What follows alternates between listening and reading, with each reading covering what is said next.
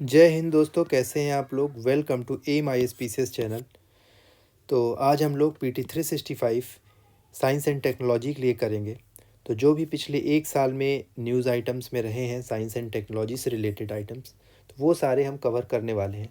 इसके पहले हमने PT 365 इन्वायरमेंट की ऑलरेडी कवर कर ली, PT 365 पॉलिटी की पूरी कवर कर ली, PT 365 इकोनॉमिक्स की भी, और PT 365 जियोग्राफी की। तो ये सारी आप PT 365 ऑलरेडी वीडियोस में पड़ी हुई हैं एम आई स्पीसीएस चैनल में। तो आप जाके इन्हें भी देखिए और अपने स्टडी को और ज़्यादा अच्छी बनाइए। तो इसमें हम कुछ particular topics related to biotechnology और IT and computer, then health से रिलेटेड जो भी रहे आइटम्स, और स्पेस टेक्नोलॉजी से रिलेटेड, तो ये जो भी न्यूज़ आइटम्स पिछले एक साल में रहे हैं वो हम सारे कवर करेंगे। और देन ऑल्टरनेटिव एनर्जी सेक्टर्स में जो भी नोबेल प्राइज़ वगैरह रिलेटेड टू साइंस मिले हैं, देन डिफेंस वगैरह से रिलेटेड, तो ये सारे टॉपिक्स हम कवर करने वाले हैं। तो चलिए बिना देरी के हम शुरू करते हैं। तो आगे बढ़ने से पहले फ्रेंड्स, आप लोग एम आई स्पीसीज चैनल को सब्सक्राइब कीजिए, लाइक कीजिए, शेयर कीजिए अपने दोस्तों के साथ, और फीडबैक दीजिए, कमेंट बॉक्स में फीडबैक दीजिए। तो चलिए शुरू करते हैं। तो पहला टॉपिक है इसमें बायोटेक्नोलॉजी। तो इसके अंदर हम देखेंगे जीनोम एडिटिंग। अभी रिसेंटली न्यूज़ में कुछ लो पंजेंट मस्टर्ड को डेवलप किया गया, रिसर्चर्स ने, इंडियन रिसर्चर्स ने डेवलप किया, तो इसलिए न्यूज़ में आ गया, और ये मेनली जीनोम एडिटिंग के माध्यम से पॉसिबल हो पाया। तो इसमें हमने जीनोम एडिटिंग की जो टेक्नोलॉजी थी, CRISPR-9 टेक्नोलॉजी हमने यूज़ की। CRISPR-9 technology already previous year में पूछ चुका है UPSC, so it is a very important topic. तो इसके अंदर हमने लो पंजेंट मस्टर्ड डेवलप किया है, जो कि जिसके अंदर लिकोसिनोलेट नाम की जो कंपाउंड है वो कम क्वांटिटी में पाया जाता है। So it is good for health, क्योंकि ये कैनोला क्वालिटी के लेवल का है। कैनोला क्वालिटी एक बेस्ट क्वालिटी मस्टर्ड होता है, बेस्ट क्वालिटी मस्टर्ड होता है, जिसके अंदर 30 पार्ट्स पर मिलियन ड्राई वेट देखने को मिलेगा। अगर बहुत ज़्यादा ग्लूकोसिनेलेट पाया जाएगा किसी मस्टर्ड में, तो ये गोइटर की प्रॉब्लम को क्रिएट कर सकता है, और कुछ इंटरनल ऑर्गन अबनॉर्मलिटीज़ हो सकती हैं इन द लाइव स्टॉक। सो अगर हमें लेसर क्वालिटी ऑफ ये मिलता है तो दैट इज़ गुड।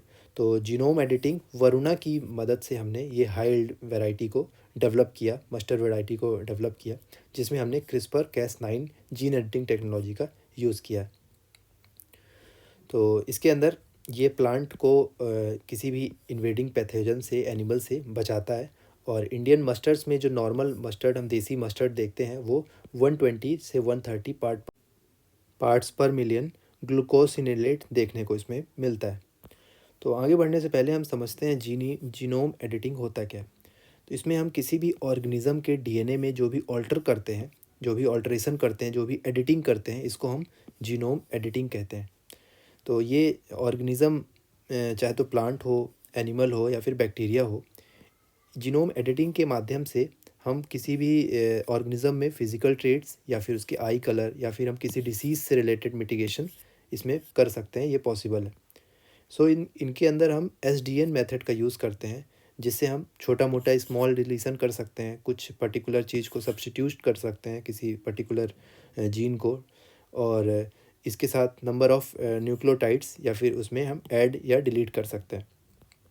तो SDN एक ऐसी मेथड है जिसके अंदर हम सबसे पहले DNA स्ट्रैंड्स को स्प्लिट करते हैं, दो भाग में क्लीव करते हैं, और उसके बाद हम जीनोम एडिटिंग पॉसिबल हो पाता है, और जीनोम एडिटिंग इसमें करते हैं।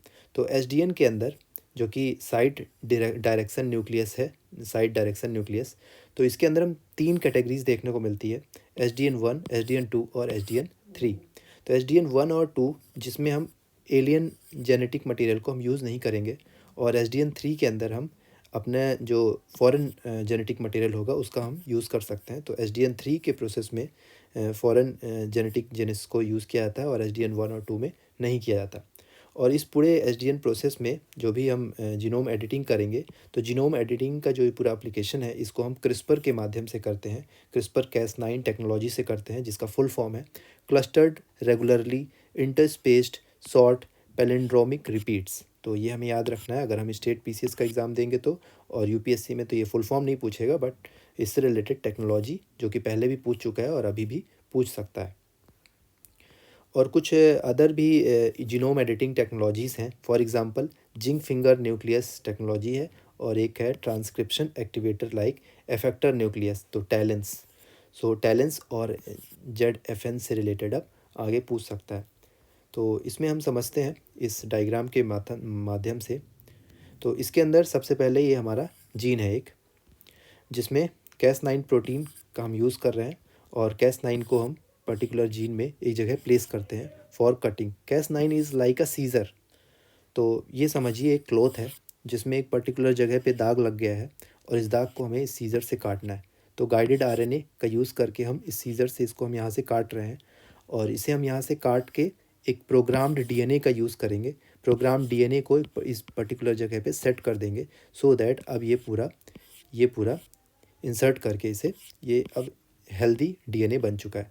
पहले ये अनहेल्दी डीएनए था, यहाँ पे दाग लगा हुआ था, अब इसी दाग को हमने इसको हेल्दी डीएनए बना दिया। तो ये एक पर्टिकुलर प्रोसेस है जो हमने समझा। और अगर कोई डिसीज़ वगैरह इस पर्टिकुलर चीज़ से थी तो वो हमने यहाँ पे कट करके इसे हमने जीनोम एडिटिंग के माध्यम से हमें इसे ठीक कर लिया। ओके, नेक्स्ट हम देखते हैं इसमें जेनेटिकली मॉडिफाइड ऑर्गेनिज्म। तो जीनोम एडिटिंग इज़ डिफरेंट, और जीएम क्रॉप और जेनेटिकली मॉडिफाइड ऑर्गेनिज्म जो होते हैं वो थोड़ा अलग होते हैं। इसमें हम जीन एडिटिंग करते हैं, मॉडिफिकेशन करते हैं एग्जिस्टिंग जेनेटिक मटेरियल का। जो भी एग्जिस्टिंग जेनेटिक मटेरियल है उसको हम उसकी क्वालिटी को इम्प्रूव करने के लिए जीन एडिटिंग करते हैं। तो इसके अंदर हम जेनेटिक मॉडिफिकेशन में क्या करेंगे कि हम फॉरेन जीन्स को इंट्रोड्यूस करेंगे किसी पर्टिकुलर चीज़ की क्वालिटी को बढ़ाने के लिए, इम्प्रूव करने के लिए। तो इसके अंदर हम सबसे पहले एग्जांपल देखते हैं, फॉर एग्जांपल जीएम क्रॉप। तो जैसे जीएम मस्टर्ड वगैरह हमने देखा, तो जीएम मस्टर्ड वगैरह जैसे हमने देखा, तो इट रिक्वायर्स तो जीएम क्रॉप का जो भी हम यूज़ करेंगे, तो जीएम क्रॉप में ये इन्वायरमेंटल क्लियरेंसेस की ज़रूरत होगी, जो कि जेनेटिक इंजीनियरिंग अप्रेजल कमेटी देती है। तो ये भी पहले क्वेश्चन पूछ चुका है। सो जो भी इन्वायरमेंटल क्लियरेंसेस की ज़रूरत होती है वो हम किससे लेते हैं? Environmental clearance genetic engineering appraisal committee, जो कि ministry of environment forest climate change के अंदर आता है, और अंडर इन्वायरमेंट प्रोटेक्शन एक्ट 1986। तो ये इंपॉर्टेंट है, ये हमें ध्यान रखना है। ठीक है, तो इसके कुछ एप्लीकेशंस हम देखते हैं जीनोम एडिटिंग के। तो इसके अंदर हेल्थ सेक्टर के अंदर इसमें कुछ हम जेनेटिक डिसऑर्डर्स को ट्रीट कर सकते हैं। देन सिंथेटिक बायोलॉजी के माध्यम से हम कुछ ऑर्गेनिज्म का क्रिएट कर सकते हैं और उसको हम यूज़ कर सकते हैं। एग्रीकल्चर सेक्टर में भी पेस्ट रेजिस्टेंट क्रॉप वगैरह बना सकते हैं, ड्रॉप रेजिस्टेंट क्रॉप वगैरह बना सकते हैं। देन कुछ बायोडाइवर्सिटी से रिलेटेड है कि जीनोम, जो भी इंडेंजर्ड जीनोम है उनको हम जिस पर्टिकुलर चीज़ से वो इंडेंजर्ड है उसको मॉडिफाई करके वो एक उस स्पीसीज़ को, उस बायोडाइवर्सिटी को बचा सकते हैं। तो ये हमने देखा CRISPR-9 और जीनोम एडिटिंग टेक्नोलॉजी, और इसके अंदर हमने थोड़ा जीएम क्रॉप के बारे में भी समझा। नेक्स्ट हम देखते हैं जीएम क्रॉप को। तो जीएम क्रॉप को समझते हैं proper. GM crop carry jeans of other species artificially inserted into them. तो जीएम क्रॉप के अंदर किसी दूसरे स्पीसीज़ के जीन्स को हम आर्टिफिशियली इंसर्ट करते हैं जिससे उनकी क्वालिटी को इम्प्रूव किया जा सके। और फॉर एग्ज़ाम्पल एक बीटी कॉटन है जिसमें हम बैसिलस थ्यूरोजेनेसिस नाम का बैक्टीरिया को यूज़ करते हैं और उस कॉटन को बनाते हैं। तो पर्टिकुलरली ये जेनेटिक मॉडिफिकेशन क्रॉप, इसको हम ट्रांसजेनिक क्रॉप भी बोलते हैं। इसके अंदर एक आइसोलेटेड जीन्स जो होंगे, आइसोलेटेड जीन्स फॉर एग्ज़ाम्पल जो मैंने बताया सॉयल बैक्टीरियम बैसिलस थेरोजेनेसिस का यूज़ करते हैं, और साथ ही साथ एक प्रोटीन टॉक्सिक होता है, कोडिंग करके उसको हम उसके अंदर इंसर्ट करते हैं जिससे जो भी बॉलवॉर्म टाइप के पेस्ट वगैरह हैं उससे वो रेजिस्टेंस बन सके। लेकिन ये जो बीटी कॉटन है ये एक पिंक बॉलवॉर्म पेस्ट है, उसके अगेंस्ट इतना ज़्यादा रेजिस्टेंट नहीं है। तो इसलिए जो जेनेटिक अप्रेजल कमेटी ने कुछ स्टेट्स को ये बोला भी है कि वो एक ऐसा ट्रांसजेनिक कॉटन सीड बनाए जो कि Cry2AI का जीन को यूज़ करके एक ये पिंक बोलवर्म को के अगेंस्ट भी रेजिस्टेंस पैदा हो सकता है, कर सकता है मतलब। सो अभी तक इंडिया में सिर्फ बीटी कॉटन ही है जो कि जिसको अप्रूवल मिला हुआ है कॉमर्शियल कल्टीवेशन के लिए। तो ये काफ़ी स्टेट वगैरह में पूछ चुका है ऑलरेडी क्वेश्चन। सो एकमात्र जीएम क्रॉप है बीटी कॉटन, जिसको अप्रूवल मिला हुआ फॉर द कॉमर्शियल कल्टीवेशन। तो बीटी कॉटन का कॉमर्शियल कल्टीवेशन हो सकता है, बाकी दूसरे क्रॉप्स का कॉमर्शियल कल्टीवेशन के लिए अप्रूवल अभी तक नहीं है इंडिया में। बीटी कॉटन में जो टेक्नोलॉजी यूज़ किया जाता है वो बलगार्ड 1 और बलगार्ड 2 टेक्नोलॉजी यूज़ की जाती है। तो ये प्रीवियस ईयर में भी क्वेश्चन पूछ चुका है, तो ये भी हमें ध्यान रखना है। बोलगार्ड 1 और बोलगार्ड 2 टेक्नोलॉजी बीटी कॉटन में यूज़ की जाती है। नेक्स्ट हम देखते हैं जीएम मस्टर्ड धारा मस्टर्ड हाइब्रिड 11। तो DMH 11 की जो मस्टर्ड क्रॉप है, इसको दिल्ली यूनिवर्सिटी ने डेवलप किया है। इसको भी हमने कुछ दो तरह के एलियन जीन्स को इसमें इंट्रोड्यूस किया है। सॉयल बैक्टीरियम एक हो गया, बैसिलस अमाइलोलिक्योफेसियस, तो इसका एक इतना लंबा नाम है, इसको आप लोग प्रोनाउंस कीजिएगा। तो इस बैक्टीरियम का यूज़ करके हमने ये DMH 11 दिल्ली यूनिवर्सिटी ने डेवलप किया। तो DMH जो 11 है, ये दो तरह की वैरायटीज़ में क्रॉस करा के किया गया है। एक वरुणा और अर्ली हीरा वैरायटी को यूज़ किया करके इसको मेनली DMH 11 को बनाया गया। DMH 11 एक ट्रांसजेनिक, जो हमने GM क्रॉप पढ़ा वो ट्रांसजेनिक क्रॉप है, और ये ट्रांसजेनिक क्रॉप है क्योंकि ये एक फॉरेन जीन को यूज़ करती है अपने अंदर, that's why it is a transgenic gene. Next हम देखते हैं इंजाइम रिप्लेसमेंट थेरेपी। तो इंजाइम रिप्लेसमेंट थेरेपी के अंदर, तो इस थेरेपी को मेनली किसने डेवलप किया? सबसे पहले US FDA ने, तो United states food and drug administration, तो इन्होंने इंजाइम रिप्लेसमेंट थेरेपी को डेवलप किया, और इसके अंदर इन्होंने अप्रूवल दिया एडजाइनमा को, मीन्स एडजाइनमा को अप्रूव किया for the genetic engineering protein product के लिए। So Adzynma is a genetic engineering protein product जो कि हमें ERT के लिए यूज़ किया जाता है। तो इंजाइम रिप्लेसमेंट थेरेपी के लिए इसको यूज़ किया जाता है। सो इसके अंदर ट्रीटमेंट क्या मिलेगा? तो ये ट्रीट करेगा एक रेयर ब्लड क्लॉटिंग डिसऑर्डर जो होता है, जिसको हम CTTP के नाम से जानते हैं। ये इसका इतना लंबा सा नाम है। तो इसे ट्रीट करने के लिए ये हमारा इंजाइम रिप्लेसमेंट थेरेपी काम आ सकता है। तो इंजाइम रिप्लेसमेंट थेरेपी का मतलब क्या है? ये जो रिप्लेसमेंट इंजाइम्स का यूज़ करके जो भी पेशेंट के अंदर जो भी इंजाइम डिफिशियंसी या फिर मान फंक्शन कर रहे हैं, तो उनको ये ठीक करने के लिए काम में आ सकता है। सो नेक्स्ट हम देखते हैं recombinant DNA technology. Recombinant technology के अंदर जो कि हमने एक तरह की जेनेटिक इंजीनियरिंग है, जिसे हम डिफरेंट अलग अलग स्पीसीज़ ऑफ, चाहे तो प्लांट के हों एनिमल्स के हों, उनकी स्पीसीज़ में माइक्रो ऑर्गेनिज्म से या फिर हायर माइक्रो ऑर्गेनिज्म से उसमें हम जेनेटिक इंजीनियरिंग कर सकते हैं डिफरेंट स्पीसीज़ में, और उसे हम अपने यूज़ में ला सकते हैं। तो recombinant DNA technology is a type of genetic engineering technology जिससे हम एनिमल और प्लांट का बेहतर यूज़ कर सकते हैं। तो ओके, नेक्स्ट हम देखते हैं जीन ड्राइव टेक्नोलॉजी। तो जीन ड्राइव टेक्नोलॉजी के अंदर, जीन ड्राइव टेक्नोलॉजी से हमें ये पता लगा, इस टेक्नोलॉजी के माध्यम से जो भी मॉस्क्यूटो की पॉपुलेशन बढ़ रही उसको हम रिड्यूस करने में इस टेक्नोलॉजी से यूज़ कर सकते हैं। सो इस टेक्नोलॉजी के अंदर मॉस्क्यूटो के ऑफस्प्रिंग को स्टराइल कर दिया जाएगा।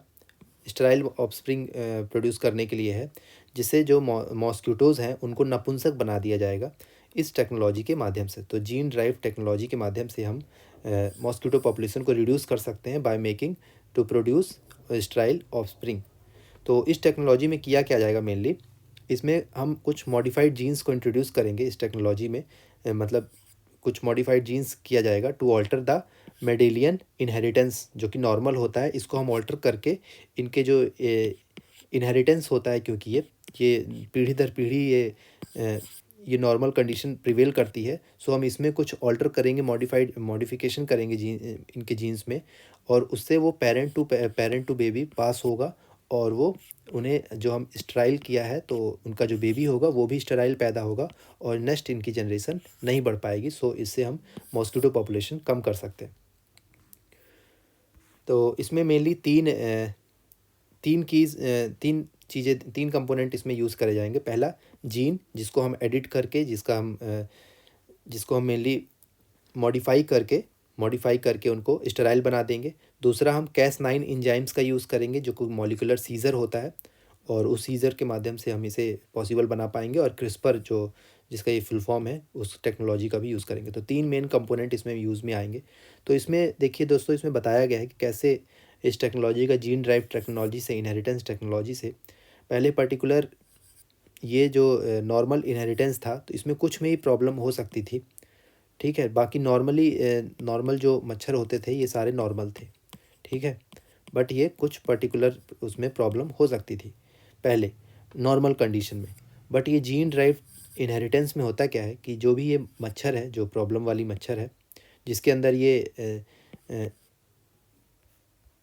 अंदर ये मॉडिफिकेशन किया गया है, जीन मॉडिफिकेशन किया गया है, इस पर्टिकुलर मच्छर के साथ जो भी संपर्क में आएगा, जो भी इसके साथ रिलेशन बनाएगा, तो इसके जो फैमिली होंगी, तो इसकी फैमिली जो नेक्स्ट जनरेशन होगी ये बाद में स्टेराइल होती जाएगी। सो ये हमने लास्ट जनरेशन में जैसे यहाँ पे देखा कि ये लास्ट जनरेशन फुली स्टेराइल, और जो इनके साथ जैसे फॉर एग्जांपल ये इनकी जो फैमिली नियर फैमिली है तो ये स्टेराइल पैदा हुई, और इनके साथ जो नॉन स्टेराइल मच्छर है ये रिलेशन में आया, तो इनके भी जो नियर फैमिली है ये स्टेराइल पैदा हुई, और ऐसे करते करते फाइनली कुछ समय बाद पे ऑल स्टेराइल मच्छर देखने को मिलेंगे। तो इससे हम मॉस्किटो की पॉपुलेशन को कम कर सकते हैं। तो इसके अंदर जो जेनेटिक मटेरियल होगा, जेनेटिक मटेरियल को हमेशा इंसर्ट किया जाएगा animal DNA, genetic material animal DNA in place of naturally occurring gene. जो भी नेचुरली अकरिंग जीन है उसकी जगह पे हम कुछ जेनेटिक मटेरियल उसको मॉडिफाई करके एनिमल डीएनए के अंदर मतलब इंसर्ट करेंगे, और उससे हम ये पॉसिबल बना पाएंगे। और ये पॉसिबल होगा तभी जब ये नेक्स्ट जनरेशन में पास होता जाएगा। और तो इस कारण से ये हम न्यूज़ में आया जीन ड्राइव इनहेरिटेंस, और ये हमने देख लिया। इसका की एप्लीकेशंस क्या है? सबसे पहले तो जो डिसीज़ वेक्टर कंट्रोल इसको हम कर सकते हैं। तो जैसे मलेरिया, डेंगू, जीका वायरस, ये सब मॉस्किटोज़ के कारण फैल रहा है, तो इन सब को हम ख़त्म कर सकते हैं पूरी तरह से, मीन्स हम इसको कम कर सकते हैं। और साथ ही साथ कुछ जो एग्रीकल्चर पेस्ट कंट्रोल भी हम इसमें कर सकते हैं, जैसे कि रोडेंट वगैरह में। रोडेंट क्या होते हैं? ये गिलहरी, चूहे, ये सब की जो प्रजातियाँ होती हैं ऐसे छोटे वाले 2 दांत जिनके सामने देखने को मिलते हैं, जो भी जानवर होते हैं छोटे जानवर, तो ये रोडेंट होते हैं। ये बेसिकली मैमल्स होते हैं छोटे। नेक्स्ट हम देखते हैं जीन सीक्वेंसिंग, जीनोम सीक्वेंसिंग। तो जीनोम सीक्वेंसिंग जैसे इसमें नाम में ही लिखा जीनोम सीक्वेंसिंग, तो किसी भी जीन को सीक्वेंस में लगाना, सीक्वेंस करना। अगर किसी सीक्वेंस में गड़बड़ी हो गई है, आगे पीछे हो गया है और वो सीक्वेंस में नहीं है, तो उसको हम सीक्वेंस करते हैं, और इसी को जीनोम सीक्वेंसिंग कहते हैं। तो साइंटिस्ट ने अभी किया क्या कि वाई क्रोमोज़ोम को सीक्वेंस कर लिया, सक्सेसफुली सीक्वेंस कर लिया using the long read genome sequencing technology. Long read genome sequencing technology का यूज़ करके वाई क्रोमोजोम, जो कि मेनली मेल मेंबर्स में देखने को मिलता है, तो वाई क्रोमोजोम में ये सक्सेसफुली इसको सीक्वेंस कर लिया। तो that's why it came into news. तो हम समझते हैं जीनोम सीक्वेंसिंग होता क्या है। तो सबसे पहले हम इसको ऑर्डर में, जो डीएनए न्यूक्लियोटाइड है या फिर बेसिस है, इसको हम ऑर्डर में लगाना या फिगरिंग आउट करना ऑर्डर में, इसी को बोलते हैं जीनोम सीक्वेंसिंग। और न्यूक्लियोटाइड्स फॉर एग्जांपल जो भी जीनोम्स में हम करते हैं, तो एक जीनोम जैसे कि एडेनिन हो गया, साइटोनिन हो गया, और ग्योनिन हो गया, थाइमिन हो गया, ये सब जीनोम्स जो होते हैं इनको हम फिगर आउट करके उन्हें ऑर्डर में लगाना, सीक्वेंस करना, इसी को हम जीनोम सीक्वेंसिंग कहते हैं। तो इसके अंदर जो जीनोम होता है, जीनोम हम समझते हैं genome complete set of DNA होता है, राइट। तो डीएनए का जो भी कंप्लीट सेट ऑफ है वो जीनोम है। तो फॉर एग्जांपल यहाँ पे ये जो सबसे पहले ये एक क्रोमोज़ोम हो गया, ये एक सेल है, इसको समझते हैं, ये एक सेल है। सेल के अंदर क्रोमोज़ोम होते हैं बहुत सारे, तो ये एक क्रोमोज़ोम हो गया, और इस क्रोमोज़ोम के अंदर एक होता है ये जीनोम, मीन्स ये पूरा पूरा जीनोम है, और इसी के अंदर हम डीएनए देखने को मिलेगा।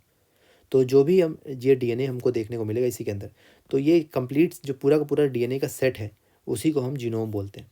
और जो भी क्रोमोज़ोम्स होते हैं, ये जैसे ये क्रोमोज़ोम है जो हमने देखा, ये डीएनए और जीन से बना होता है। तो डीएनए और जीन, ये जो हमने देखा, ये डीएनए और जीन है। सो इससे पूरा मिलके बना होता है क्रोमोज़ोम, और ये क्रोमोज़ोम सेल के अंदर प्रेजेंट होता है। सो ये हमने देख लिया। तो इसमें एक टेक्नोलॉजी बताई गई थी, long read genome sequencing technology.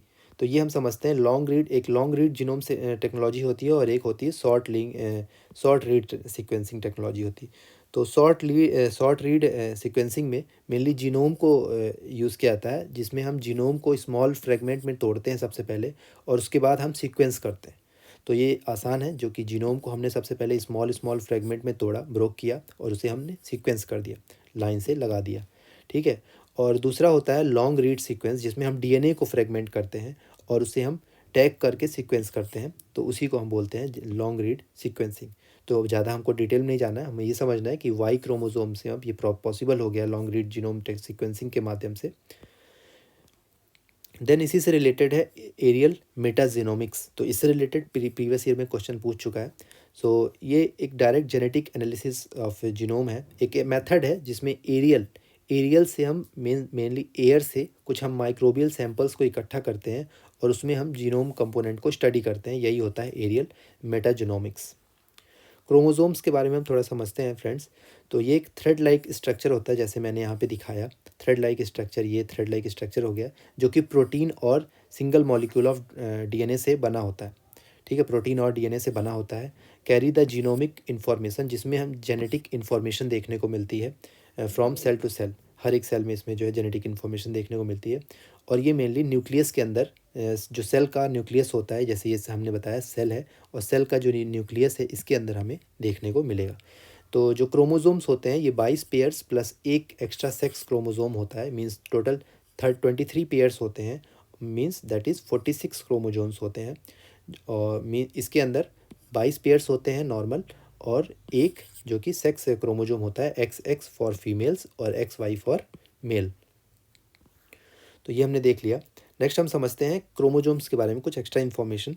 तो इसमें हुआ क्या, लास्ट जो ह्यूमन क्रोमोसोम होता है इसको हम सीक्वेंस करते हैं इन टू इन, ये टेलीमोर और टेलीमोर T2T मेथड से हम इसे सीक्वेंस करते हैं, यही अभी हम देख रहे थे। तो टेलीमोर क्या होता है, टेलीमोर बेसिकली फॉर एग्जांपल ये क्रोमोसोम है, तो क्रोमोसोम के जेनेटिक मटेरियल जिससे इसमें होल्ड रहे, तो इसके नीचे एक टिप लाइक स्ट्रक्चर होता है जो कि कैप की तरह काम करता है, प्रोटेक्ट करता है इन टू इन क्रोमोसोम को। तो इसी को हम टेलीमियर्स बोलते हैं, राइट। तो DNA sequence made of DNA sequence से बना होता है, प्रोटीन से बना होता है ये क्रोमोसोम, जो कि कैप और प्रोटीन लाइक स्ट्रक्चर होता है, प्रोटीन होता है मेनली, जो कि क्रोमोसोम्स के एंड में देखने को मिलता है। तो ये है टेलीमोर, ठीक है। एक होता है SRY जीन। तो SRY जीन, इसको मार्क कर लीजिएगा, ये इंपॉर्टेंट है। ये एक मेल डिटरमाइनिंग जीन होता है, ठीक है। तो ये क्वेश्चन पूछ सकता है यूपीएससी।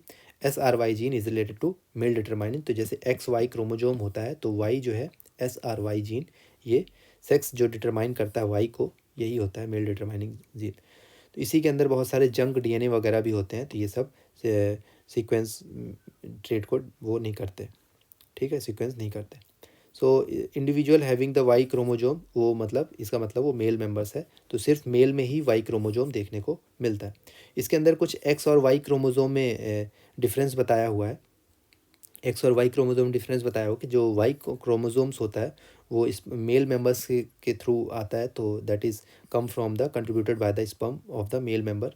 और जो वाई होता है ये एक्स क्रोमोजोम से थोड़ा स्मॉलर होता है, और ये सिर्फ मेल मेंबर्स में ही पाया जाता है। और वाई क्रोमोजोम सिर्फ 2% इंटायर ह्यूमन जीनोम का सिर्फ 2% को प्रेजेंट करता है, और एक्स क्रोमोजोम 5% को रिप्रेजेंट करता है। तो इसमें हम कुछ सेल का स्ट्रक्चर देखते हैं। सेल में सबसे पहले तो ये सेल है, पूरा का पूरा सेल है, जिसमें अंदर ये जो हम देखने को मिल रहा है ये पर्टिकुलर एक न्यूक्लियस है। तो इस न्यूक्लियस को थोड़ा हमने बड़ा किया, तो इस न्यूक्लियस के अंदर हमने क्रोमोसोम्स देखे, तो बहुत सारे इसमें क्रोमोसोम्स हैं, ये पर्टिकुलर क्रोमोसोम्स हैं। इसको हमने जूम किया तो ये पर्टिकुलर पूरा क्रोमोसोम निकला। इसके जो सेंटर में होता है सेंट्रोमियर होता है, और क्रोमोसोम ये पूरा हमने देखने को रहा है। और ये लास्ट में जो टिप लाइप स्ट्रक्चर जो हमने कैप और प्रोटीन पढ़ा था, ये है टेलोमियर, ठीक है। टेलोमियर इसी के जो ये जो पूरा क्रोमोसोम है, इसी के अंदर हम देखेंगे तो ये एक पूरा डीएनए निकलता है, और इस डीएनए में यही पूरा जो जीन होता है, इसी को हम जीन बोलते हैं, ठीक है। और यही एक डीएनए है। तो कंप्लीट सेट अगर हम डीएनए को बोले तो यही पूरा एक जीन है, जीनोम है, ठीक है। तो नेक्स्ट हम देखते हैं फ्रेंड्स, इसका जीनोम सीक्वेंसिंग का क्या एप्लीकेशंस हैं। तो ये हेल्थ सेक्टर में तो ये काम आ ही सकता है, डिसीज़ डायग्नोसिस ये सब हेल्थ सेक्टर में काम आ जाएगा। देन एग्रीकल्चर और क्रॉप इम्प्रूवमेंट सिस्टम में ये काम आ जा सकता है, कि कैसे डिज़ायरेबल ट्रेट्स वगैरह को हम आइडेंटिफाई कर सकें। फॉरेंसिक एनालिसिस के लिए कि प्रिंटिंग, फिंगर प्रिंटिंग वगैरह को हेल्प करता है, फिंगर प्रिंटिंग में एनालिसिस करने में। साथ ही साथ ये इन्वायरमेंटल जीनोमिक्स में भी मददगार साबित हो सकता है। कुछ की इनिशिएटिव्स जो कि ह्यूमन जीनोम सीक्वेंसिंग के लिए किए गए हैं, ये हम इससे देखते हैं इम्पोर्टेंट। तो ह्यूमन जीनोम प्रोजेक्ट जो कि 1990 में इस्टेब्लिश हुआ था, इस प्रोजेक्ट के अंदर हमने जो भी टोटल ह्यूमन जीनोम सीक्वेंस है, इसको हमने पढ़ा था, जो कि लगभग 92% ऑफ द जीनोम हमने इसमें देख लिया था। 2022 में एक टेलीमोर टू टेलीमोर जो हमने कंसोर्टियम सीक्वेंस देखा, इसके तहत हमने पूरे इंटायर ह्यूमन जीनोम को 100% कवर कर लिया। 100% इसके बारे में सीक्वेंसिंग हमने जीनोम सीक्वेंसिंग कर ली। नेक्स्ट हम देखते हैं जीनोम इंडिया प्रोजेक्ट। तो जीनोम इंडिया प्रोजेक्ट के अंदर क्या है, डिपार्टमेंट ऑफ बायोटेक्नोलॉजी का है, तो ये हमें ध्यान रखना है, डिपार्टमेंट ऑफ साइंस का नहीं, डिपार्टमेंट ऑफ बायोटेक्नोलॉजी का है। इसमें 10,000 ऐसे जेनेटिक सैंपल्स को इकट्ठे करना है और उसको हम स्टडी करना है। तो ये इसी से related genome India project. Then हम देखते हैं इंडिजन प्रोग्राम। इंडिजन प्रोग्राम एक CSIR का प्रोग्राम है जो 2019 में स्टार्ट हुआ था, जिसमें जीनोम एडिटिंग, जीनोम सीक्वेंसिंग की जाएगी 1029 सेल्फ डिक्लेयर्ड हेल्दी इंडियंस की। तो 1029 जिन्होंने अपने से परमिशन दी है, self declare healthy humans, healthy Indians, उनका जीनोम सीक्वेंसिंग की जाएगी और उससे कुछ स्टडी किया जाएगा। नेक्स्ट टॉपिक है फ्रेंड्स, 3 पेरेंट बेबी। तो 3 पेरेंट बेबी में इसमें एक ऐसा बेबी बनाया गया जो कि 3 पेरेंट DNA से बना है, UK में मेनली ये सक्सेसफुल हो पाया। तो इसमें हमने माइट्रोकॉन्ड्रियल डोनेशन ट्रीटमेंट प्रोसीजर का यूज़ किया था। तो इसमें एक वर्ड आता है माइट्रोकॉन्ड्रिया, तो ये हमने बचपन से ही पढ़ा है। Mitochondria is the power house of the cell. तो ये हमें ध्यान रखना है, कभी कभी ऐसे बेसिक क्वेश्चन पूछ लेता है। ऐसे एक बार प्लांट सेल और एनिमल सेल में डिफरेंस पूछा था UPSC में, जो कि बचपन से ही पढ़ते आ रहे हैं। सो ऐसे ही कुछ बेसिक क्वेश्चंस पूछ लेता है, इसलिए हमें ध्यान रखना है। तो power house of the cell किसको बोलते हैं, माइट्रोकॉन्ड्रिया में बोलते हैं। साथ ही साथ ये एनर्जी जनरेट करता है सेल्स के लिए। और जो माइटोकॉन्ड्रियल DNA होता है, वो सिर्फ मदर के उसमें ही देखा जाता है। सो इससे एक क्वेश्चन आया था प्रीवियस ईयर में, जो माइटोकॉन्ड्रियल डिसीज़ होती है वो सिर्फ क्या फीमेल्स में ही देखने को मिलती है? तो यस, क्योंकि ये मदर्स में ही सिर्फ माइटोकॉन्ड्रियल DNA होता है, तो इसलिए ये जो डिसीज़ होगी इससे रिलेटेड, ये भी फीमेल में ही देखने को मिलती है। ये प्रीवियस ईयर में पूछ चुका है। तो हम देखते हैं इसमें माइटोकॉन्ड्रियल डोनेशन ट्रीटमेंट। तो माइटोकॉन्ड्रियल डोनेशन ट्रीटमेंट के अंदर ये IVF जो इन विट्रो फर्टिलाइजेशन टेक्नोलॉजी की यूज़ की जाती है, जिसके अंदर जेनेटिक मटेरियल यूज़ किया जाता है, पेरेंट्स का और डोनर का।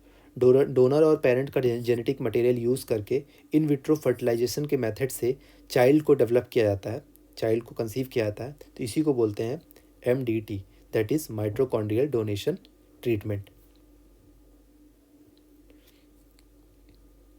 तो इसमें जो डिसीज्ड माइटोकॉन्ड्रिया होता है, इसको हम रिप्लेस करके हेल्दी माइटोकॉन्ड्रिया का यूज़ कर देते हैं। जो भी फॉर एग्जांपल डिसीज़ माइटोकॉन्ड्रिया है, तो उसको हम रिप्लेस करके हेल्दी माइटोकॉन्ड्रिया को यूज़ करते हैं, और इससे जो भी माइटोकॉन्ड्रियल डिसीज़ जो ट्रांसफ़र होने वाली थी नेक्स्ट जनरेशन में, उससे हम इसे बेबी को बचा सकते हैं। So it is done either before और आफ्टर। तो IVF प्रोसेस के पहले या फिर IVF प्रोसेस के बाद में हम इसे कर सकते हैं मेनली। ऑल्सो नोन एस, इसको हम माइटोकॉन्ड्रियल रिप्लेसमेंट थेरेपी भी बोलते हैं, माइटोकॉन्ड्रियल रिप्लेसमेंट थेरेपी, और 3 पेरेंट बेबी प्रोसेस भी बोलते हैं। सो इसके 4 नाम हो गए अपने। माइटोकॉन्ड्रियल डोनेशन ट्रीटमेंट, एक होता है माइटोकॉन्ड्रियल रिप्लेसमेंट थेरेपी, और 3 पेरेंट बेबी प्रोसेस, ये चारों एक ही चीज़ है। ओके, इसके जो मैकेनिज़्म होता है, इसमें एम्ब्रियो होता है बायोलॉजिकल पेरेंट्स का, is combined with the mitochondria of the donor egg. जो भी डोनर एग होता है, उसके माइटोकॉन्ड्रिया को कंबाइन करके, जो ये हम आगे प्रोसेस में यहाँ पे देखेंगे, इसको कंबाइन करके इसका मैकेनिज़्म को पॉसिबल हो पाता है, इसका हम आगे देखते हैं। और जो कॉमन टेक्निक इसमें यूज़ होती है, इसमें मैटरनल स्पिंडल ट्रांसफ़र टेक्नोलॉजी इसमें यूज़ की जाती है, और प्रो न्यूक्लियर टेक्नोलॉजी भी यूज़ की जाती है। तो प्रो न्यूक्लियर ट्रांसफ़र से एक प्रीवियस ईयर में क्वेश्चन पूछ चुका है UPSC में, सो ये भी ध्यान से हमें पढ़ना है, समझना है। तो इसमें मैटरनल स्पिंडल ट्रांसफ़र टेक्नोलॉजी और प्रो न्यूक्लियर ट्रांसफ़र टेक्नोलॉजी इसमें यूज़ की जाती है, जिसमें दोनों ही टेक्नोलॉजी में जो एग्स और एम्ब्रियो होता है वो क्रिएट किया जाता है using nuclear genetic material and healthy donated mitochondria. तो इसको हम समझते हैं कैसे पॉसिबल हो पाया ये। तो सबसे पहले जो मदर फर्टिलाइज्ड एग होता है, ये हम देखते हैं, इसमें एक अनहेल्दी माइटोकॉन्ड्रिया प्रेजेंट है, ये हमें देखने को मिल रहा है। तो सबसे पहले हम इसका जो न्यूक्लियस है इसके अंदर से एक जेनेटिक मटेरियल जो हमने देखा, जेनेटिक मटेरियल को हम लेके आएंगे। सो इसके जो जेनेटिक मदर हैं, जो रियल मदर हैं, इनकी जेनेटिक मटेरियल को यूज़ करके जो डोनर फर्टिलाइज्ड एग है, डोनर फर्टिलाइज्ड एग से जो हेल्दी माइटोकॉन्ड्रिया है वो हम यूज़ करेंगे यहाँ से, और इनका हेल्दी जेनेटिक मटेरियल को यूज़ करेंगे। तो मदर का जेनेटिक मटेरियल हो गया और डोनर का हेल्दी हेल्दी माइटोकॉन्ड्रिया हो गया। इसको हम प्लेस करेंगे इस पर्टिकुलर जगह पे। इनका जेनेटिक मटेरियल जो डोनर होंगे, डोनर का जेनेटिक मटेरियल हम हटा देंगे, रिमूव कर देंगे। तो इस जेनेटिक मटेरियल की जगह हम जो मदर, एक्चुअल मदर है, इनका जेनेटिक मटेरियल को यूज़ करेंगे, और इस तरह हमारा बन जाएगा डोनर एग से इनका जेनेटिक मटेरियल बन के जो है ये पूरा process mitochondrial donation treatment work ऐसे करता है। ठीक है, parent nuclear material placed inside the donor egg, ये हमने डोनर एग में प्लेस कर दिया, और अब ये बेबी जो भी होगा हेल्दी बेबी होगा। ठीक है, तो हमने ये हेल्दी बेबी बना लिया। नेक्स्ट हम देखते हैं कि एप्लीकेशंस कैसे एमडीटी के मतलब हम यूज़ में ला सकते हैं। सबसे पहले तो जेनेटिक कनेक्शंस हैं कि कैसे अगर पुअर क्वालिटी एग्स हैं उसको हम बायोलॉजिकली अच्छा बना सकते हैं, हेल्दी बना सकते हैं। और रिप्रोडक्टिव फ्रीडम भी है इसमें कि अगर कोई सेम सेक्स फीमेल्स हैं, दो फीमेल्स हैं, वो पार्टनर्स हैं, अगर वो अपने दोनों के बेबी पैदा करना चाह रहे हैं तो इस मेथड से इनको ये पॉसिबल हो सकता है। फॉर एग्जांपल यहाँ पे भी दो मदर्स का एक्चुअल में यूज़ हुआ है, तो एक डोनर एग और एक मदर्स का एक्चुअल में जेनेटिक मटेरियल यूज़ हुआ है। तो इसमें 2 पेरेंट बेबी भी है, 3 पेरेंट बेबी ऐसे पॉसिबल हो पाया। सो इसमें 2 मीन्स मम्मियाँ यूज़ हुई हैं एक बेबी को बनाने के लिए। सो ये भी पॉसिबल इसमें हो सकता है अगर सेम सेक्स फीमेल्स कपल है तो। ओके, नेक्स्ट हम देखते हैं cell free DNA, CF DNA. तो सीएफ डीएनए का मतलब एक ये small fragment of nucleic acid है जो कि सेल से रिलीज़ होता है, चाहे वो मतलब आउटसाइड सेल के आउटसाइड मेनली पाया जाता है in the body fluid as plasma, urine और ये सेरिब्रोनल फ्लूइड। तो जो CFDNA है ये एक न्यूक्लिक स्मॉल न्यूक्लिक एसिड होता है जो कि सेल के बाहर रिलीज़ होता है मेनली प्लाज्मा, यूरिन और इन सब फॉर्म में, CSF फॉर्म में, मेनली फ्लूइड की तरह इसको देखने को मिल सकता है। जो सेल के बाहर हमने ऊपर बाहर का जो देखा था एक फ्लूइड की तरह मटेरियल, ये सब हमने देख लिया, यूरिन, प्लाज्मा और ये सब चीज़ें। तो इसको हम CFDNA बोलते हैं। तो इसके अंदर भी हमको DNA के जो कुछ पदार्थ मिल सकते हैं, DNA मिल सकता है इसके अंदर भी। तो CFDNA क्वांटिटी जो होगी इसकी बढ़ते हुए दिखेगी, या इसका हम यूज़ पढ़ रहे हैं कि CFDNA की क्वांटिटी तब बढ़ेगी जब कोई पैथोलॉजिकल कंडीशंस बन जाती है किसी ह्यूमंस के अंदर। तो पैथोलॉजिकल कंडीशन ह्यूमन या फिर एनिमल के अंदर, तो पैथोलॉजिकल कंडीशन जैसे ऑटो इम्यून डिसीज़, कोई डिसीज़ हो गई या फिर कैंसर हो गया किसी पर्टिकुलर ह्यूमन को या फिर एनिमल को, कोई ऐसा कुछ डिसीज़ हो जाता है, तो इस कारण से जो ये CFDNA की क्वांटिटी है ये बढ़ते हुए दिखेगी। तो इस कारण से हमको पता लगता है कि पर्टिकुलर इंसान को ये कुछ डिसीज़ बढ़ रही है, फैल रही है। तो इसके हम एप्लीकेशंस देखें, तो ये एप्लीकेशन देखें तो इसमें हम डिटेक्ट कर सकते हैं, पहले थोड़ा हम अर्ली डिटेक्शन कर सकते हैं। जेनेटिक अबनॉर्मलिटीज़ हो सकती है फ्यूटसेस में, तो वो हम अर्ली डिटेक्ट कर सकते हैं इसके माध्यम से, CFDNA के माध्यम से, इसके फ्लूइड के माध्यम से एक्चुअल में। और साथ ही साथ इसमें अर्ली डिटेक्शन किया जा सकता है ट्रीटमेंट ऑफ कैंसर वगैरह को भी हम पहले से ही डायग्नोस कर सकते हैं। अगर हम जैसे हम CFDNA की क्वांटिटी अगर बढ़ रही है, इंक्रीज़ हो रही है पर्टिकुलर टाइम में, तो हमें ये पता लग सकता है कि कैंसर का प्रॉब्लम है, इसको हम डायग्नोस कर सकते हैं अर्ली, राइट। इसके बाद ये हम इम्यून रिस्पॉन्स को ही मॉनिटर कर सकते हैं इसके माध्यम से कि कितना इम्यून रिस्पॉन्स कर रहा है। नेक्स्ट हम देखते हैं मॉलिकुलर मोटर। मॉलिकुलर मोटर में मेनली ये एक तरह से मोटर जो शब्द है, मोटर का ही इसका यूज़ है। इसमें जो केमिकल एनर्जी स्टोर होती है किसी मॉलिक्यूल्स के अंदर in the form of ATP के फॉर्म में जो केमिकल एनर्जी यूज़ होती है, जो स्टोर्ड होती है, उसको हम मैकेनिकल वर्क में कन्वर्ट कर देते हैं। जब भी कोई व्यक्ति काम करता है, थोड़ा मेहनत करता है, तो वो केमिकल एनर्जी मैकेनिकल वर्क में कन्वर्ट हो जाती है, इसी को हम मॉलिकुलर मोटर कहते हैं। तो इस मॉलिकुलर मोटर क्यों? क्योंकि मॉलिक्यूल्स के अंदर जो भी केमिकल एनर्जी स्टोर्ड है वो जो है वो यूज़ होकर मैकेनिकल वर्क में कन्वर्ट हो जाती, that is called as molecular motor. और इसको हम मोटर प्रोटीन भी बोलते हैं। ओके, नेक्स्ट हम देखते हैं स्टेम सेल्स। तो स्टेम सेल्स फ्रेंड्स हमने पहले भी पढ़ा है। ये एक ऐसा अभी हुआ क्या कि साइंटिस्ट ने कुछ क्रिएट किया, synthetic human embryo like structure embryo like means भ्रूण टाइप का छोटा जो अर्ली फॉर्म ऑफ ह्यूमन है, जो माता के पेट में शुरुआती तौर पे जो first week, second week, third week, first month of baby होता है, तो उस टाइप का स्ट्रक्चर साइंटिस्ट ने डेवलप किया using stem cell. Stem cell का यूज़ करके इन्होंने एम्ब्रायो लाइक स्ट्रक्चर को डेवलप किया, that's why it came into news. So इसके बारे में हम समझते हैं। तो ये एक earliest stage of human development की अर्लीस्ट स्टेज टाइप ऑफ ये एम्ब्रियो लाइक हमने स्ट्रक्चर पढ़ा, तो ये एक अर्लीस्ट स्टेज। इसमें बस एक चीज़ की कमी थी, हार्ट बीटिंग नहीं हो रही थी, मीन्स पूरा तरह बेबी नहीं बना, और ब्रेन भी उसका डेवलप नहीं हुआ था। तो ये चीज़ें हमने देखी। और लेकिन हमने इसमें एक चीज़ देखी कि ये इसमें जो सेल्स होंगे वो प्लेसेंटा और योक सैक वगैरह ये सब कंटेन करते हैं, मीन्स उनका डेवलपमेंट बाकी हो रहा था। तो इसको जानबूझ के डेवलप नहीं किया गया जिससे वो बेबी ना बने और उस पर कुछ ऐसा प्रैक्टिकल ना किया जाए। इसके बेनिफिट्स क्या है, सिंथेटिक एम्ब्रियो के बेनिफिट्स अगर हम समझें तो कुछ भी जेनेटिक डिसऑर्डर वगैरह को हम स्टडी कर सकते हैं, अंडरस्टैंड कर सकते हैं, और मिस कैरेज वगैरह की जो भी प्रॉब्लम्स हैं उसको हम बायोलॉजिकल रीजंस को समझ सकते हैं। साथ ही साथ जेनेटिक और इपीजेनेटिक इन्वायरमेंटल इफेक्ट्स वगैरह देख सकते हैं कि एम्ब्रियो को डेवलप होते वक्त क्या क्या इफ़ेक्ट्स हो सकते हैं। तो ये सारी चीज़ें हम स्टडी कर सकते हैं। देन एक ब्लैक बॉक्स ह्यूमन डेवलपमेंट भी है, इसको भी हम समझ सकते हैं।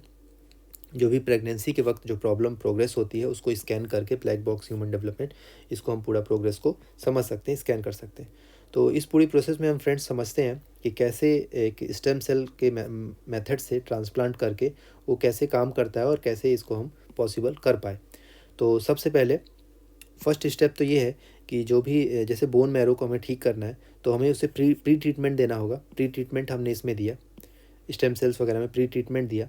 उसके बाद सेकंड नंबर पे हमने उनके जो ब्लड है, ब्लड से हमने ब्लड कलेक्ट किया, और ब्लड से हमने जो भी स्टेम सेल्स है उसको हमने अलग किया, और जो बाकी ब्लड है उसको हमने अलग किया, और जो बचा हुआ ब्लड है उसको हमने वापस से इनके पेशेंट को रिटर्न कर दिया, इंजेक्ट कर दिया, और स्टेम सेल्स को हमने सेपरेट कर लिया उससे। देन इस स्टेम सेल को हम प्रॉपर फ्रोज़ करके रख लेंगे, मतलब उसको अच्छे से रख दिया जाएगा, और इसी फ्रोज़न स्टेम सेल को जब अनफ्रोज़ कर दिया जाएगा, थर्ड स्टेम सेल, इसको अनफ्रोज़ करके इसको पेशेंट के उसमें इन्फ्यूज़ किया जाएगा जब उसको ज़रूरत होगी, जब उसको नीड होगी। और इस प्रकार ये इसके बाद जब सपोर्टिव, साथ ही साथ इसको सपोर्टिव ट्रीटमेंट दिया जाएगा जिससे वो बोन मैरो को अलग से रीग्रो कर सके। तो यहाँ पे हमने कैसे समझा फ्रेंड्स कि स्टेम सेल के माध्यम से कैसे बोन मैरो को हम डेवलप किए और ये पूरा हेल्दी पेशेंट बन गया। ओके, तो नेक्स्ट हम देखते हैं स्टेम सेल के बारे में, हम थोड़ा समझते हैं इसमें। तो stem cell with a unique ability, इसके अंदर एक ऐसी अच्छी यूनिक एबिलिटी होती है जिसके थ्रू हम एक स्पेशलाइज्ड सेल को डेवलप कर सकते हैं बॉडी के अंदर। तो जैसे हमने यहाँ पे बोन मैरो को डेवलप किया था स्टेम सेल के माध्यम से, ऐसे ही यही चीज़ है कि इसके अंदर कुछ यूनिक एबिलिटी होती है जिससे हम पर्टिकुलर स्पेशलाइज सेल जो ह्यूमंस को ज़रूरत है अभी पर्टिकुलर, उस पर्टिकुलर, जैसे यहाँ पे इनको बोन मैरो की ज़रूरत थी तो ये हमने डेवलप किया, तो वो बॉडी में हम डेवलप कर सकते हैं इसके स्टेम सेल के माध्यम से। और it provide a new cell of the body as it grows, क्योंकि सेल हमने देखा कि सेल लगातार जनरेट होता रहता है, रीजनरेट हो जाता है। कोई अगर डेड सेल हो गया तो उसको रिमूव करके वहाँ पे न्यू जनरेट सेल हो जाता है। जैसे कहीं पे हमारे कट जाता है तो वो अपने आप वो घाव ठीक हो जाता है और एक वहाँ पे नए सेल बन जाते हैं अपने आप। सो इस सेल के अंदर ये प्रॉपर्टी होती है, तो इसी प्रॉपर्टी का यूज़ होता है। तो इसमें it provide a new cell for a body and it grows and replace the specialize cell that are damaged और लॉस्ट। जो ऐसा जो डैमेज्ड और लॉस सेल है उसको रिप्लेस करके ये जो स्टेम सेल है इसको रिप्लेस करके उसे रीजनरेट कर देता है। तो दो इसमें यूनिक प्रॉपर्टीज़ का यूज़ हो, जो सेल का हमने स्टेम सेल की दो यूनिक प्रॉपर्टीज़ हैं। पहला तो जो नॉर्मल सेल में भी होता है कि वो नए सेल्स बना सकता है, तो नए सेल्स बनाने की प्रॉपर्टी स्टेम सेल की है। साथ ही साथ ये अदर टाइप ऑफ सेल्स में कन्वर्ट हो सकता है, तो ये इसकी बड़ी प्रॉपर्टी देखने को मिलती है। तो स्टेम सेल से तभी पॉसिबल होता है क्योंकि जैसे यहाँ पे उनके ब्लड से डायरेक्टली हमने बोन मैरो को बनाया था एक प्रोसेस के माध्यम से, तो यही इनकी एक अच्छी चीज़ है स्टेम सेल की कि वो दूसरे टाइप ऑफ सेल को बनाने में सक्षम है। तो एक हम देखते हैं रीजनरेटिव मेडिसिन रिसर्च। तो रीजनरेटिव मेडिसिन रिसर्च में हम रिप्लेस करेंगे और रीजनरेट करेंगे ह्यूमन सेल्स को, टिश्यूज़ को और ऑर्गन्स को, उनको रिस्टोर करेंगे। जो भी माल फंक्शन सेल्स होंगे उनको रिप्लेस करके उसे हम प्रॉपर रीजनरेट कर देंगे। इसी को हम बोलते हैं रीजनरेटिव मेडिसिन रिसर्च। इसके नाम में भी पता चल रहा है रीजनरेटिव मेडिसिन। तो हम रीजनरेटिव करेंगे उस पर्टिकुलर चीज़ को। एम्ब्रॉयनिक, अडल्ट और इंड्यूस प्लोरिपोटेंट सेल वगैरह ये सब चीज़ें हम इसमें देख सकते हैं। इसके पर्टिकुलर एप्लीकेशंस की बात करें तो हम इस स्टेम सेल के माध्यम से हम किसी पर्टिकुलर इस डिसीज़ को, उसके नेचर को समझ सकते हैं, अंडरस्टैंड कर सकते हैं। स्टेम सेल थेरेपी से हम नए स्टेम सेल्स को बना सकते हैं। जो भी डैमेज टिश्यू होता है उसमें हम स्टेम सेल्स को इंट्रोड्यूस कर सकते हैं, उससे उस पर्टिकुलर डैमेज टिश्यू को ठीक कर सकते हैं। और ये दो तरह का होता है मेनली। एक होता है ऑटोलोगस ट्रांसप्लांटेशन और एक होता है एलोजेनिक ट्रांसप्लांटेशन। तो ऑटोलोगस ट्रांसप्लांटेशन में जो भी पेशेंट होता है उनका खुद का स्टेम सेल यूज़ किया जाता है, और एलोजेनिक में किसी डोनर का स्टेम सेल यूज़ करके उसको ट्रीट किया जाता है। तो ये हमने दो तरह का स्टेम सेल ट्रांसप्लांटेशन देखा। तो एक होता है टैक्सिकोलॉजी ड्रग के जो साइड इफ़ेक्ट्स वगैरह होते हैं, उसके इम्पैक्ट्स होते हैं। क्लिनिकल रिसर्च के लिए भी स्टेम सेल्स का हम यूज़ कर सकते हैं। तो फॉर एग्जांपल स्टेम सेल से हमने कुछ पर्टिकुलर ऑर्गन बनाया। उस ऑर्गन पे किसी पर्टिकुलर ड्रग का क्या इम्पैक्ट पड़ रहा है, क्या पॉजिटिव इम्पैक्ट, नेगेटिव इम्पैक्ट पड़ रहा है, तो उस पर्टिकुलर ऑर्गन में हमने उसका रिसर्च कर लिया। ठीक है, तो हमें इससे फ़ायदा क्या हुआ कि हमको पर्टिकुलर किसी ह्यूमंस में उसे रिसर्च नहीं करना पड़ा और उन्हें ह्यूमंस को खतरा नहीं हुआ इस चीज़ से। तो इसमें हम नेक्स्ट देखते हैं ICMR ने कुछ गाइडलाइंस भी इशू किया है related to stem cell research से रिलेटेड, कि हमें इसे इथिकल और साइंटिफिक कंडक्ट के लिए यूज़ करना है और इथिकल तरीके से यूज़ करना है। ये नहीं कि कल को हम कुछ डिज़ाइनर बेबी और ये सब चीज़ें करने लग जाएं और गलत तरीके से, नेगेटिव तरीके से उसका हम इस टेक्नोलॉजी का यूज़ करने लग जाएं। तो इसी से रिलेटेड कुछ ICMR की नेशनल गाइडलाइंस है फॉर स्टेम सेल रिसर्च। ये 2017 की गाइडलाइंस है। इसमें कुछ स्टेम सेल्स को कैटेगराइज किया गया है on the basis of its different type of cells, उसकी कैपेबिलिटीज़ के आधार पे। एक होता है totipotent cell, pluripotent, then multipotent और यूनिपोटेंट। तो इनको हम समझते हैं। तो टूटीपोटेंट के अंदर सभी प्रकार के जो एम्ब्रियोनिक जर्म्स लेयर होती हैं उनको बनाने की क्षमता रखता है और कुछ एक्स्ट्रा एम्ब्रियोनिक टिश्यू भी बना सकता है। तो ये एकमात्र ऐसा टूटीपोटेंट सेल होता है, टूटीपोटेंट स्टेम सेल होता है जो कि जाइगोट होता है। तो इसमें सभी प्रकार के all 3 type of embryonic germ, तो जाइगोट से हम पूरा का पूरा तो वो बना ही सकते हैं। तो जाइगोट जो कि अर्ली स्टेज में फॉर्म होता है, जब बेबी होता है उसका सबसे अर्लीस्ट स्टेज है जाइगोट फॉर्म होता है, उसके बाद बेबी बनना शुरू होता है। देन हम समझते हैं प्लूरीपोटेंट में। प्लूरीपोटेंट एक मल्टीपल लियनेज फ्रॉम ऑल 3 एम्ब्रियोनिक, इसका एक मल्टीपल लियनेज फॉर्म है जिसमें हम एम्ब्रियोनिक स्टेम सेल्स वगैरह को बना सकते हैं।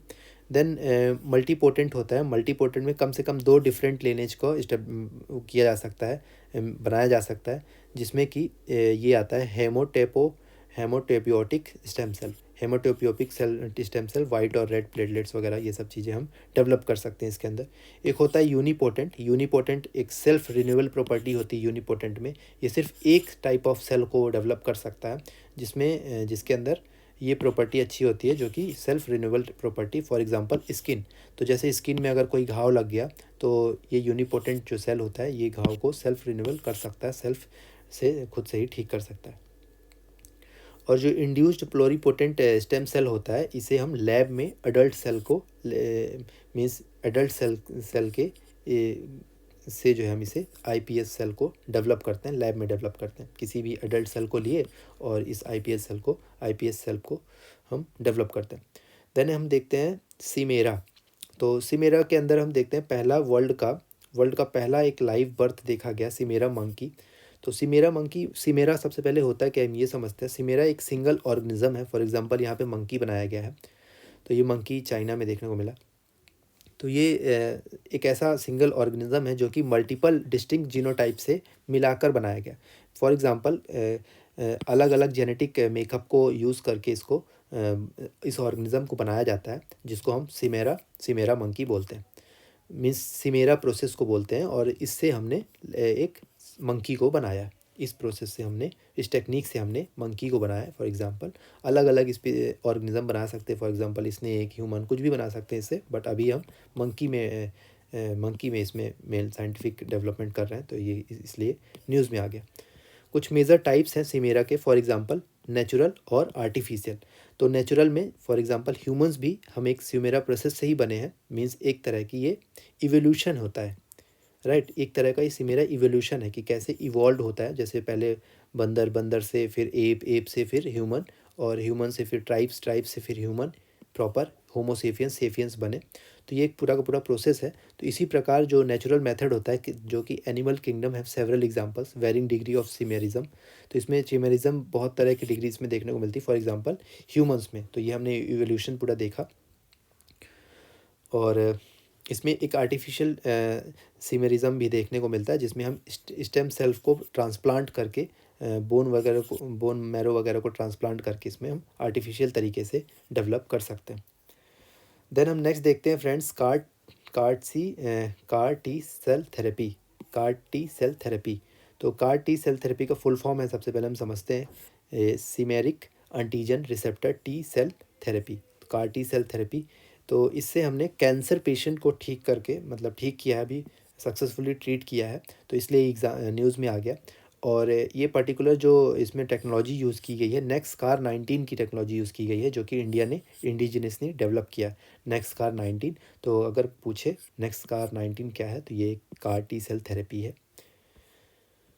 तो इसको डेवलप करने वाले सेंट्रल ड्रग स्टैंडर्ड ऑर्गेनाइजेशन, इन्होंने अप्रूवल दिया इस पर्टिकुलर नेक्सकार 19 को, जो कि कार टी सेल थेरेपी है। इसको डेवलप करने वाले इम्यूनो एक्ट हैं, इम्यूनो एक्ट जो कि कंपनी है, जो कि आईआईटी बॉम्बे के साथ में, मतलब इसमें इंक्यूबेटेड है, ठीक है।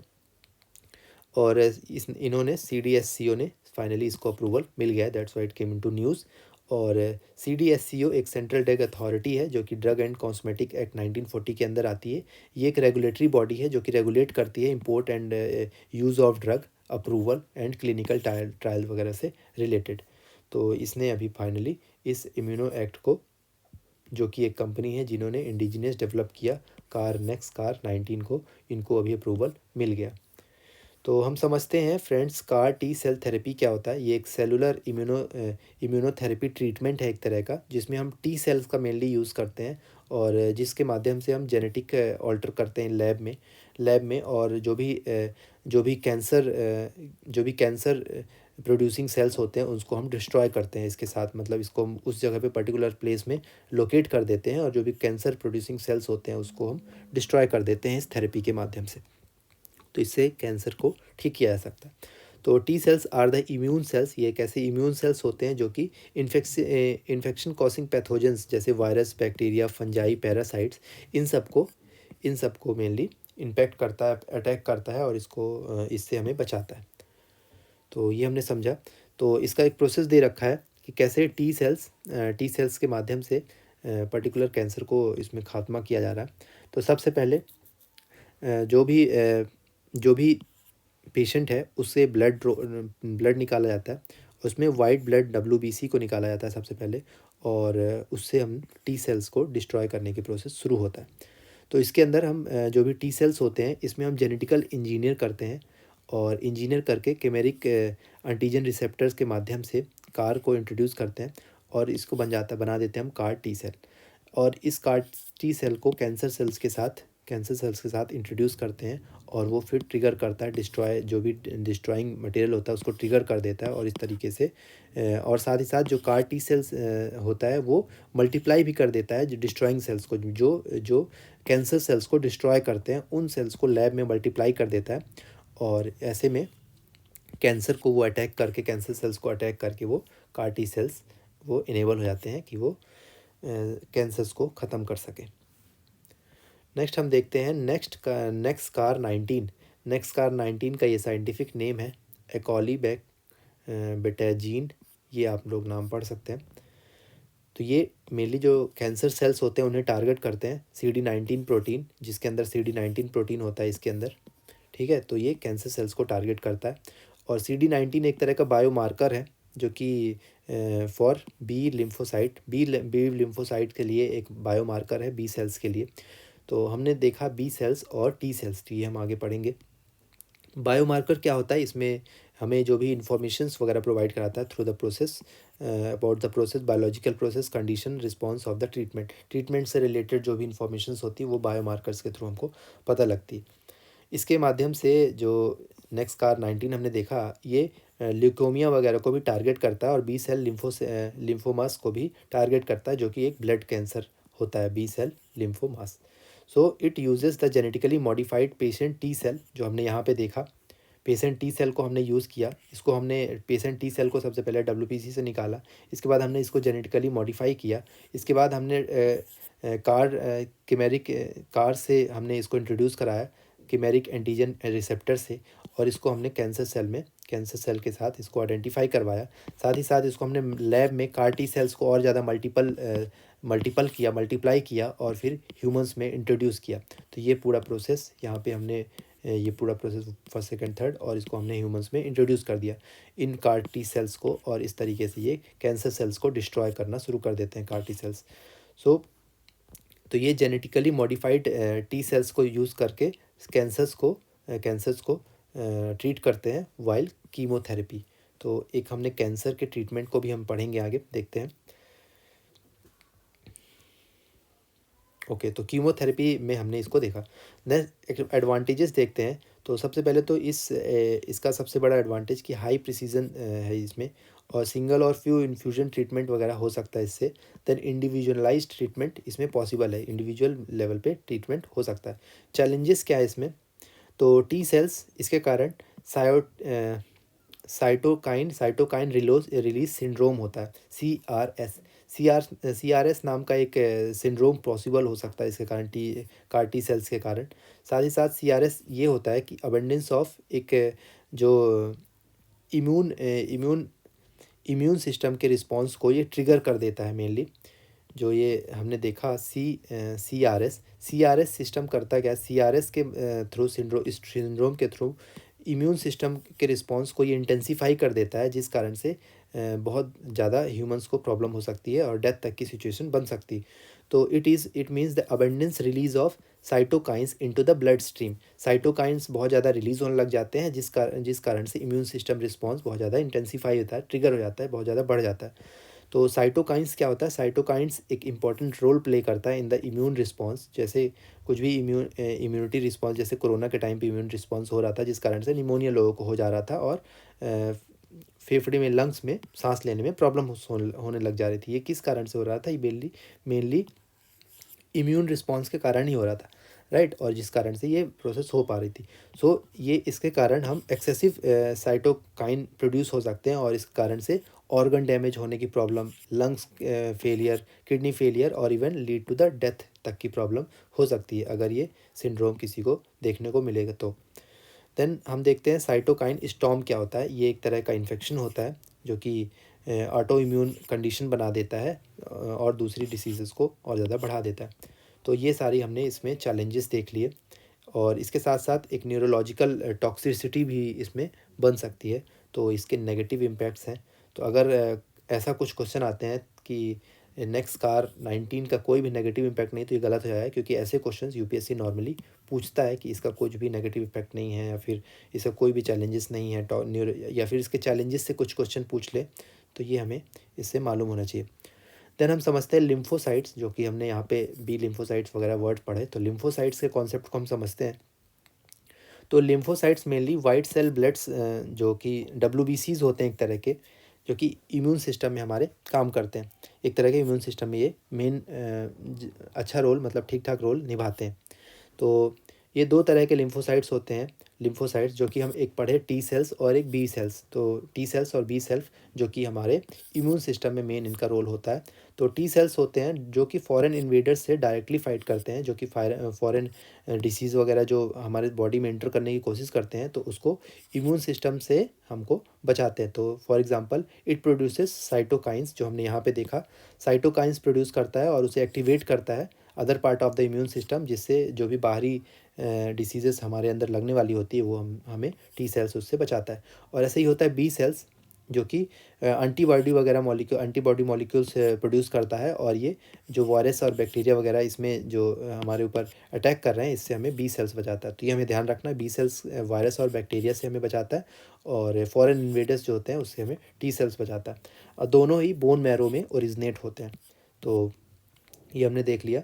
और जो टी सेल्स है वो सेल मीडिएटेड इम्यूनिटी को प्रोवाइड करता है, और जो बी सेल्स है ये ह्यूमोरल इम्यूनिटी को प्रोवाइड कराता है। नेक्स्ट हम समझते हैं टिश्यू इंजीनियरिंग क्या होता है।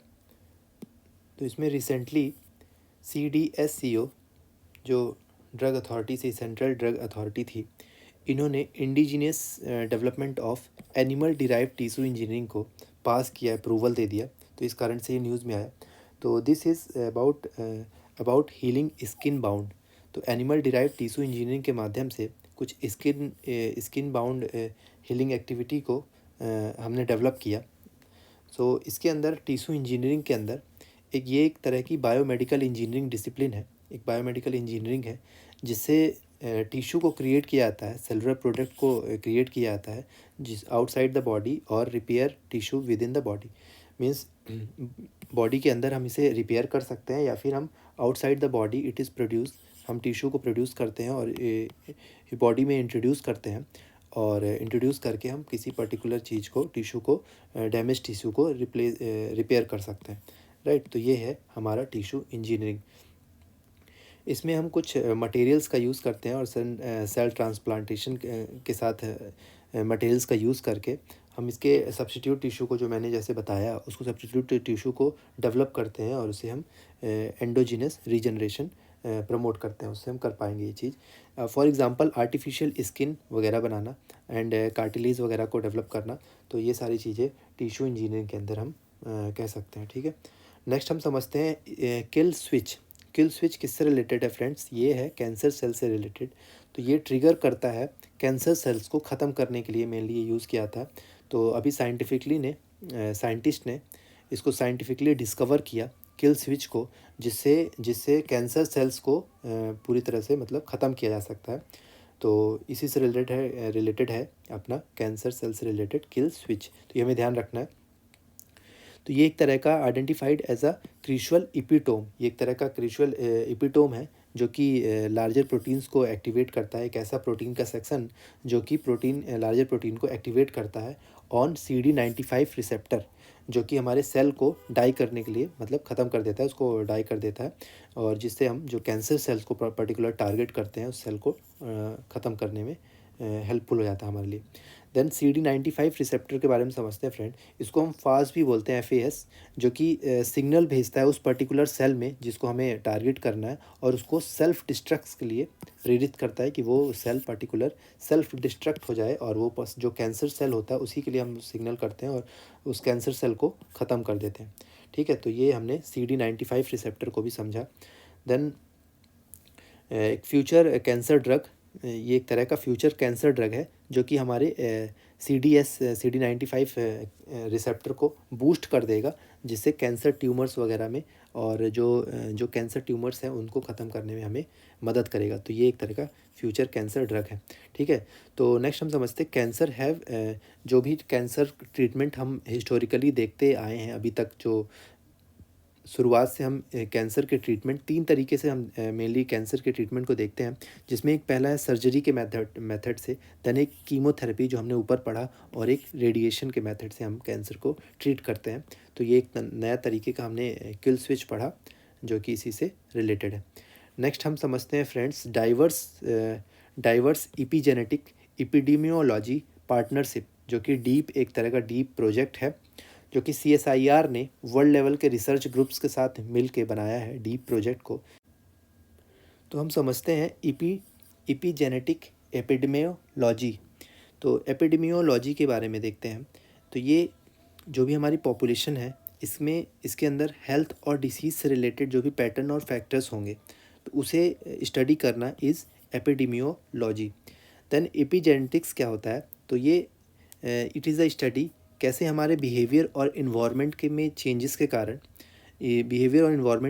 के कारण हमारे जीन्स कैसे वर्क कर रहे हैं। तो इसी की स्टडी को एपिजेनेटिक्स बोलते हैं, epigenetics. It is the study of how your behaviour and environment can cause changes that effect the way of your gene work.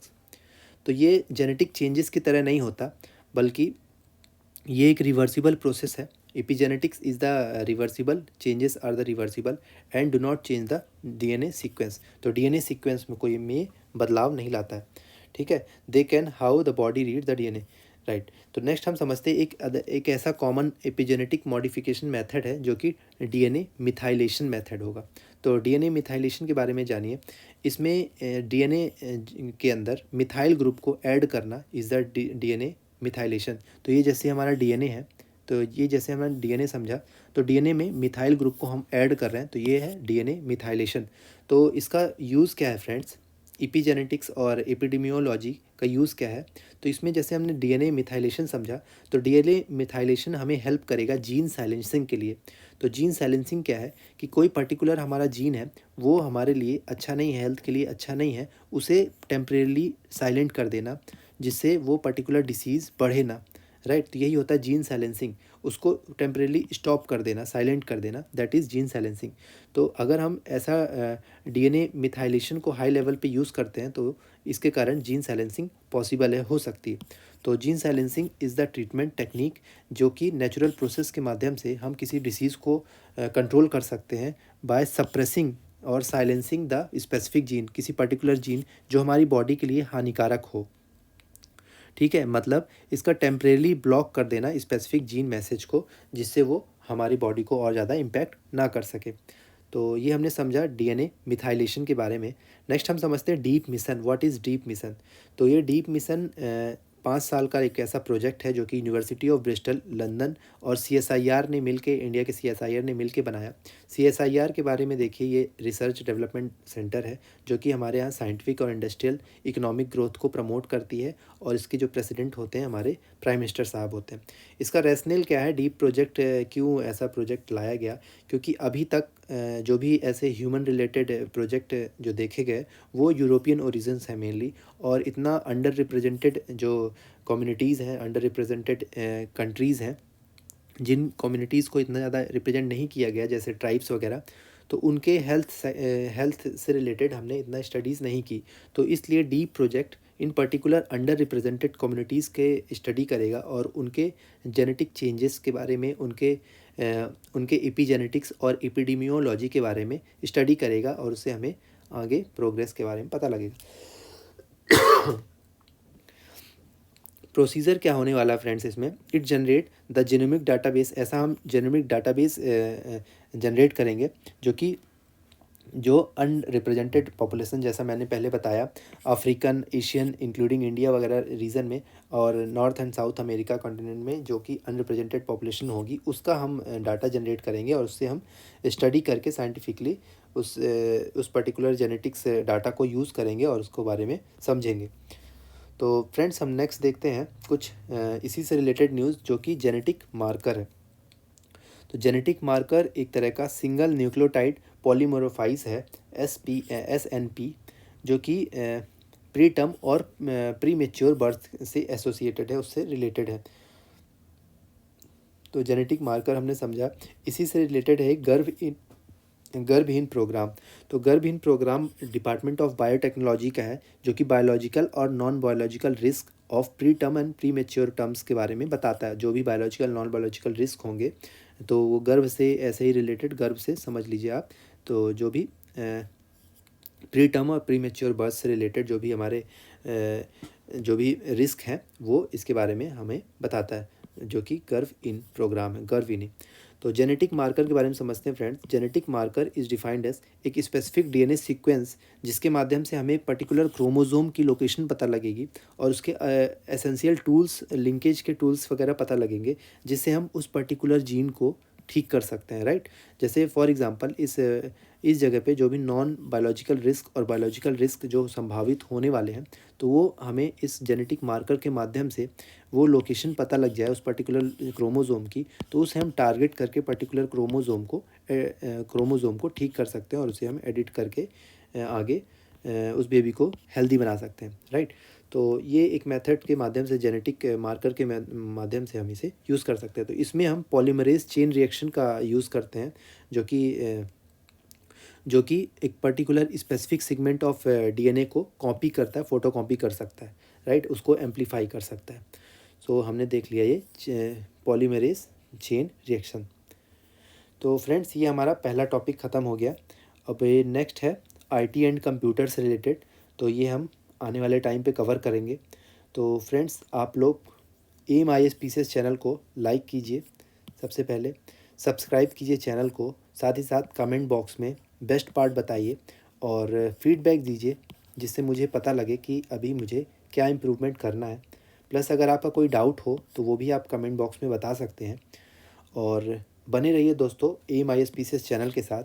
और बाकी लेक्चर्स भी पढ़े हुए हैं M I S PCS channel में, जैसे पीटी 365 इन्वायरमेंट की पढ़ी है और पीटी इकोनॉमिक्स की पढ़ी हुई है।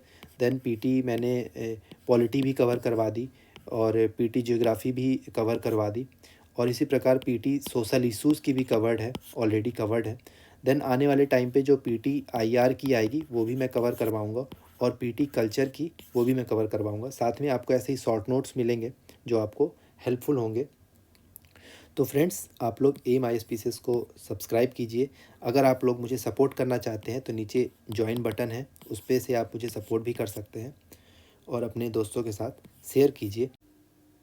तो फ्रेंड्स, पीडीएफ डाउनलोड करने के लिए, अगर आपको इसकी पीडीएफ चाहिए तो पीडीएफ डाउनलोड करने के लिए आपके पास दो मेथड्स हैं। पहला, विज़न आईएएस की वेबसाइट में जाइए, वहाँ पे आपको फ्रीली अवेलेबल पीडीएफ मिल जाएगी, तो वहाँ से आप डाउनलोड कर सकते हैं। दूसरा, अगर आपको ये पर्टिकुलर पीडीएफ चाहिए जिससे मैं आपको पढ़ा रहा हूँ, जिसको मैंने काफ़ी एफर्ट्स के बाद हाईलाइट किया है, शॉर्ट नोट्स में कन्वर्ट किया है, तो ये आपको टेलीग्राम ग्रुप में जो मेरा टेलीग्राम ग्रुप है, जिसका लिंक मैंने डिस्क्रिप्शन में, इस वीडियो के डिस्क्रिप्शन में दिया है, तो आप यहाँ पे जाके इस लिंक पे क्लिक करके टेलीग्राम ग्रुप को ज्वाइन कीजिए, और वहाँ से आप ये हाईलाइटेड पीडीएफ का लाभ उठा सकते हैं और इसे एक्सेस कर सकते हैं। तो इसमें मैंने पूरा प्रोसेस बताया कि कैसे आप इस पीडीएफ को, आपको ये पीडीएफ मिलेगी। तो दोस्तों, बने रहिए M I S PCS channel के साथ और अपने एग्ज़ाम्स की तैयारी करते रहिए और ऐसे ही मुस्कुराते रहिए। तो मिलते हैं नेक्स्ट वीडियो में। Okay, thank you.